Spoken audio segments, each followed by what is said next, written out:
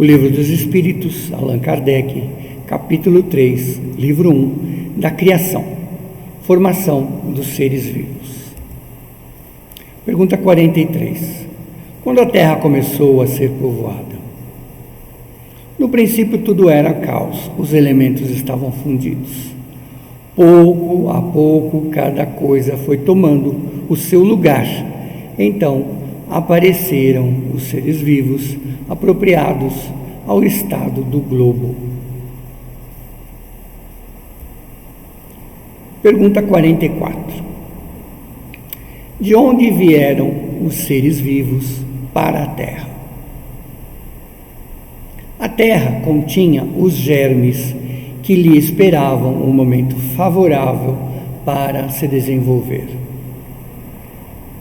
Os princípios orgânicos reuniram-se a partir do momento em que se cessou a força de dispersão e formaram os germes de todos os seres vivos.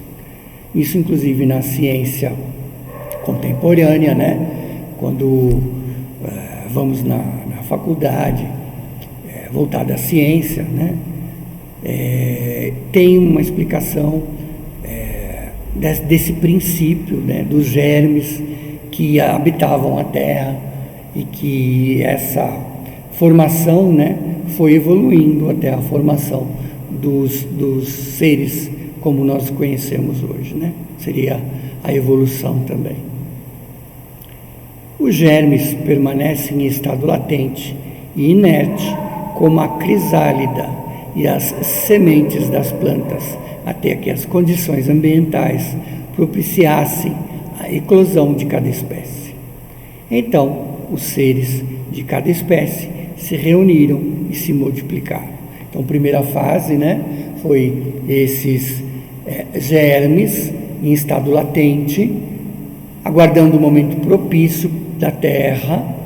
A Terra, quando nessa condição, esses germes viraram, né, cada espécie, se eclodiram cada espécie, dando origem, né, para as espécies, obviamente espécies básicas lá no princípio das civilizações, no princípio do planeta, e aí esse princípio depois, obviamente, se multiplicaram entre si, né? Se adaptaram, se multiplicaram entre si.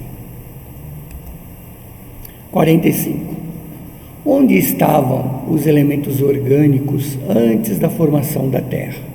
Quer dizer, estavam aqui na Terra, não estavam, vieram de onde? Encontravam-se, por assim dizer, em um estado fluídico no espaço, em meio aos espíritos, ou em outros planetas, esperando a criação da Terra para começar uma nova existência sobre um novo globo.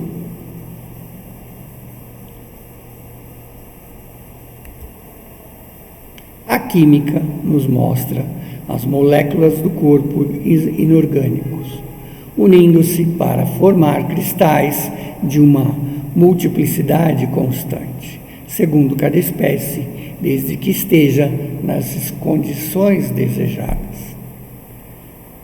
A menor perturbação dessas condições basta para impedir a reunião dos elementos ou, ao menos, a disposição regular que constitui o cristal.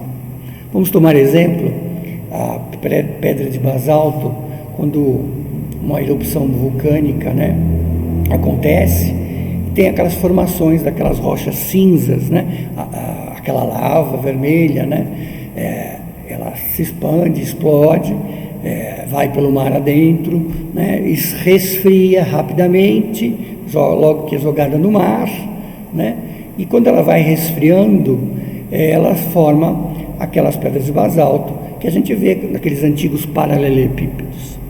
Esta mesma rocha, essa mesma lava que é jogada, né, e aos poucos, por exemplo, cai sobre um pedaço de terra, né, e ela resfria-se lentamente. Por fora ela fica como se fosse o basalto. Por dentro, quando você corta uma rocha, né, uma pedra, você abre, existem as formações de cristais, ou seja, juntamente com o oxigênio que ficou fechado lá, dentro daquela pedra, juntamente com a lentidão do resfriamento, os cristais vão se rearranjar e fazer aquelas formações, por exemplo, de um cristal, né? E é o mesmo tipo de material. Por que não seria o mesmo com os elementos orgânicos? Conservamos durante anos os germes e embriões de plantas e de animais que se desenvolveram somente a uma dada temperatura e a um meio propício. Ou seja, em dado momento que a Terra estava, ela tinha outra temperatura, era talvez mais aquecida, né? Porque ela estava no seu começo. A crosta terrestre ainda não era tão endurecida, tinha um calor diferente, uma atmosfera diferente. Então isso era propício para aqueles embriões e germes daquele momento da Terra, aquela fase da Terra, diferente do momento que nós temos hoje, que é possível a respiração do oxigênio. A Terra tem uma determinada quantidade de água, uma quantidade de oxigênio, tem a camada de ozônio que nos protege, tem N tipo de situações que nos propiciam a sobrevivência e o nosso desenvolvimento atual. É diferente do que era antes, né? Tem-se visto grãos de trigo germinar após vários séculos. Existem, portanto, nesses germes um princípio latente de vitalidade, que apenas espera uma circunstância favorável para desenvolver-se. O que se passa diariamente sobre os nossos olhos não pode ter existido desde a origem do globo? Essa formação de seres vivos, saindo do caos pela própria força da natureza, tira alguma coisa à grandeza de Deus? Longe disso, ela responde melhor à ideia que fazemos desse poder se exercendo sobre os mundos infinitos, por intermédio das leis eternas.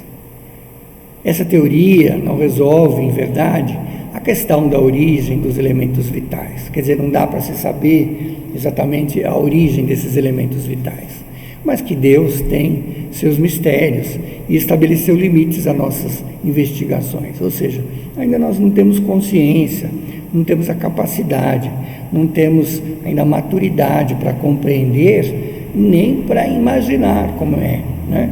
Então, Deus ainda não nos permite que até os Espíritos nos informem como foi feito. A pergunta 46. Existem, todavia, seres que nasçam espontaneamente? A resposta é sim, mas o germe primitivo existia já em estado latente, ou seja, o germe primitivo que permite que nasçam espontaneamente já existe. Há todos os dias testemunhas desses fenômenos, né? Os tecidos do homem e dos animais contêm os germes de uma multidão de vermes que esperam para desenvolver-se o processo de decomposição dos corpos, ou seja, assim eles estão lá em estado latente, os germes, né? E assim que nós morremos, a parte espiritual morre, a parte material fica, e aí tem o processo, os corpos vão acontecer o que? A decomposição. E aí esses germes vão virar vermes, que vão, obviamente, se nutrir, de se alimentar do nosso corpo. É um pequeno mundo que dormitava e que desperta, e que nós muitas vezes não nos atemos a essa informação, A pergunta 47. A espécie humana se encontrava entre os elementos orgânicos do globo terrestre? Sim, e veio ao seu tempo, quer dizer, existia sim e ela veio ao seu tempo, ou seja, ela foi evoluindo até chegar ao seu tempo. Foi daí que se tirou a expressão segundo a qual o homem foi formado do limo da terra, ou seja, do barro, Deus fez o homem da terra, fez o homem do limbo, do limbo. Isso, cientificamente, se fala, né? Da condição que a Terra tinha em dado momento, e que aquilo estava tudo latente, né? E que depois foi se desenvolvendo, se formando, se criando seres e se desenvolvendo outros seres, até a formação do homem. 48. Podemos conhecer a época da aparição do homem e dos outros seres vivos sobre a Terra? Temos aí pesquisas científicas, né? E vários esqueletos de vários momentos que foram classificados pela nossa ciência como a evolução humana, mas muitos outros se perderam, né? Então a resposta é não. Todos os seus cálculos científicos são apenas especulativos. Nós não temos ainda condições de entender. Então, através da nossa ciência, do nosso limite, né? Não desfazendo jamais a ciência, mas ela tem os seus limites, ela consegue datar, por exemplo, esses esqueletos, mas ela não consegue saber especificamente a época que o homem apareceu na Terra. 49.